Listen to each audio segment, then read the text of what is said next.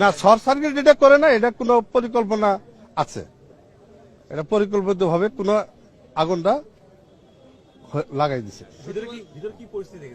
ভিতরে যত নথিপত্র আছে কিনা পুড়ে গেছে। এখন মোটামুটি সব জায়গায় এটা আগুন মনে করেন খুব যেখানে যেখানে গেছে সব জায়গায় পুড়ে গেছে। আমরা সব তো এখনো আইডেন্টিফাই করতে পারি নাই, আমরা করব, টাইম টু টাইম করব। আমাদের টিম এখানে আছে, আরো থাকবে এবং কাজ করতেছে আমাদের নৌবাহিনীর টিম। মনে হলো যে এটা পুরো পরিকল্পিত ভাবে এটা লাগছে, মনে হচ্ছে বিভিন্ন এটা জায়গা থেকে হয়েছে। মানে এটা একটা জায়গায় থেকে না, একটা সরকার শর্ট সার্কিট হলে একটা জায়গায় থেকে হয়, এটা হয়েছে কয়েকটা জায়গা থেকে। ধন্যবাদ আপনাদের।